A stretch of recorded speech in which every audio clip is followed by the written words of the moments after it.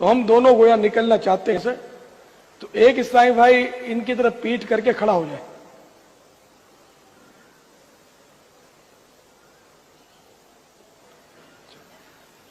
और बिल्कुल इनकी सीध में खड़े हो जाए।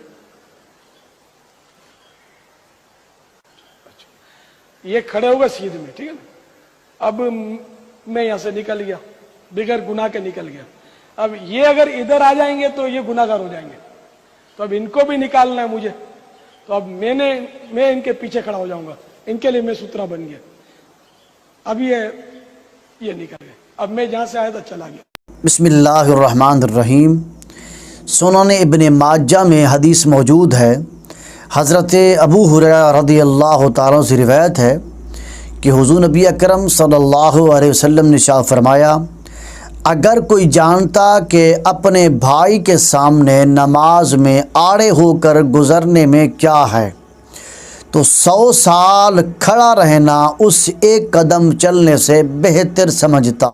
इसी तरह इमाम मालिक ने हज़रत काब अहबार से रिवायत करते हैं कि नमाजी के सामने गुज़रने वाला अगर जानता कि उस पर क्या गुनाह है तो ज़मीन में धंस जाने को गुज़रने से बेहतर जानता। इन दो हदीसों से मालूम हो गया कि नमाजी के आगे से गुज़रने वाला गुनाहगार होगा, लेकिन जो नमाज पढ़ रहा है उसकी नमाज में कोई फ़र्क नहीं आएगा। इसी तरह ये मसला भी याद रख लें कि अगर कोई शख्स घर में नमाज अदा कर रहा है या खुले ग्राउंड में नमाज अदा कर रहा है तो वो अपने सामने सुतरा रखे। सुतरा की मिक़दार ये है, चाहे लोहे का सुतरा हो, चाहे लकड़ी का सुतरा हो, चाहे प्लास्टिक का सुतरा हो, उंगली के बराबर मोटा हो और कम से कम 1 हाथ लंबा हो या ज़्यादा से ज़्यादा 3 हाथ लंबा हो। और इसी तरह इमाम साहब किसी बड़े ग्राउंड में नमाज पढ़ा रहे हों या बड़े सहरा में नमाज पढ़ा रहे हों तो वो सुतरा सिर्फ इमाम साहब के सामने ही ज़मीन में गाड़ देंगे।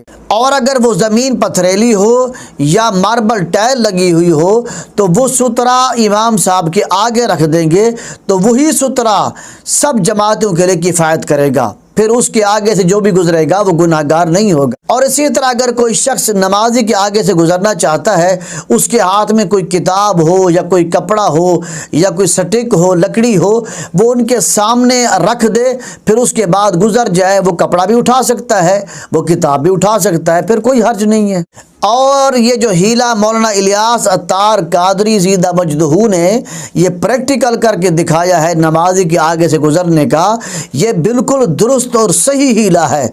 इसमें किसी किस्म की कोई कबाहत नहीं है और ये जायज़ ही